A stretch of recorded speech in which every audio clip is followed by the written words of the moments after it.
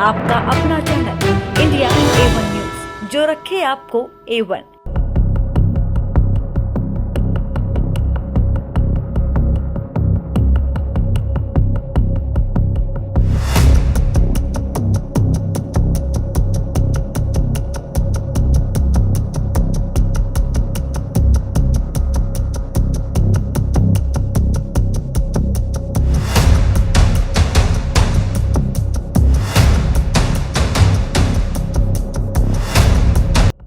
एक पुल ही गिरा है मैडम, प्लीज गुस्सा मत कीजिए। कमीशन कांच का बना था, खनन से कुपोषित हो गया था। बारिश में ढह गया तो ढह जाने दो, मिट्टी थी मिट्टी में मिल गई जाने दो। कल बारिश से एक पुल ढह गया, इसके बाद पूरा फिल्मी सीन क्रिएट हो गया।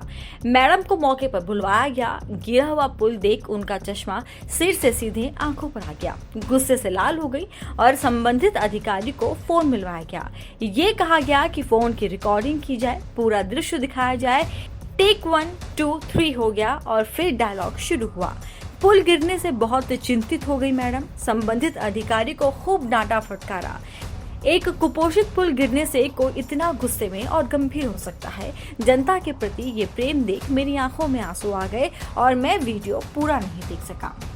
ओह छोड़ो भी मैडम, पुल तो बनते ही गिरने के लिए है।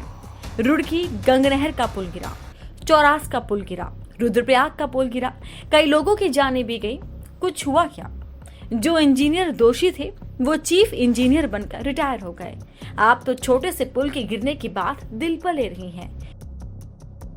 पुल निर्माण में 48% कमीशन में चला जाता है, 7% तो विधायक को भी जाता है, बाकी 52 में ठेकेदार भी कुछ बचा लेता है। फिर सोचो, पुल तो रेत और मिट्टी से ही बनेगा, बन गया। ये बड़ी उपलब्धि है। कुछ समय तक टिका रहा, ये उससे बड़ी उपलब्धि है। आप शुक्र मनाओ कि इतना चल गया, बनते ही नहीं ढहा। बात रही खनन की, तो क्या मैं खनन और शराब से ही तो सरकार चल रही है, आपकी गाड़ी दौड़ रही है। आप जानती ही हैं कि नेता खनन करना छोड़ दें और जनता शराब पीना छोड़ दे तो सरकार 2 दिन भी न चल पाए। इसीलिए कह रहा हूँ, प्लीज गुस्सा मत कीजिए। पुल मिट्टी का था, मिट्टी में मिल गया, जाने भी दो। कोटद्वार वासियों को मैं आश्वस्त करना चाहती हूँ कि प्रसन्न मोहन डबराल की जो मालन नदी के पुल के गिरने से मौत हुई है, उसके दोषियों को सजा दी जाएगी, कड़ी से कड़ी सजा दी जाएगी। आदरणीय मुख्यमंत्री जी से मेरी आज बातचीत हुई है और मैंने उनसे विजिलेंस इंक्वायरी की मांग की है और उन्होंने मुझे आश्वस्त किया है कि जो भी इसमें दोषी होंगे उनको सजा दी जाएगी, कड़ी से कड़ी सजा दी जाएगी। साथ ही साथ मैंने उनसे वैकल्पिक मार्ग की भी का निवेदन किया है, क्योंकि आप सब जानते हैं कोटद्वार और भाबर के बीच में आवागमन बिल्कुल ठप हो गया है। हमारा एक इंडस्ट्रियल एरिया है सिगड्डी में, जहां की हमारे जो व्यापारी भाई हैं उनको भी बहुत दिक्कत अपने सामान को ले जाने लाने में हो रही है। इसलिए मैंने निवेदन किया है माननीय मुख्यमंत्री जी से कि हमें वैकल्पिक मार्ग अवश्य चाहिए। साथ ही साथ एक नए पुल की भी मांग मैंने की है, जो पुल हमारा कलाल घाटी से मवा कोट जो कि मालन नदी के मध्य में बनेगा, उसकी मैंने मांग की है कि उसको भी जल्द से जल्द बनाया जाए। और जो हमारे यहाँ पुराने पुल हैं, झूला पुल हैं, जो कि अब कहीं भी काम में नहीं आते हैं, जिन पर आवागमन बिल्कुल बंद है और जिनके कारण से आपदा आने का खतरा है, उनको भी डिसमेंटल करने की बात कही है। मुझे पूरा विश्वास है कि जल्द से जल्द इन सभी चीजों पे आदरणीय मुख्यमंत्री जी कार्रवाई करेंगे और हमको जो डबराल साहब को जो हमें न्याय दिलवाना है वो अवश्य मिलेगा। एक किस्सा सुनाता हूँ मैम। पुराने दिनों की बात है, मैं दिल्ली में पढ़ता था तो दिल्ली में HKL भगत के किस्से सुनते थे। एक किस्सा आपको भी सुना देता हूँ। भगत से मिलने कोई भी फरियादी जाता, वो उसकी बात गंभीरता से सुनते। उन दिनों लैंडलाइन फोन का जमाना था। भगत अपने पीए से संबंधित अधिकारी से बात करने को कहते, पीए फोन मिला कर देता और फिर HKL भगत उस अफसर को खूब खरी खोटी सुनाते। फरियादी खुश होकर घर चला जाता। बेचारे को तो ये भी पता नहीं होता कि लैंडलाइन फोन की तार तो स्विच से जुड़ी ही नहीं है।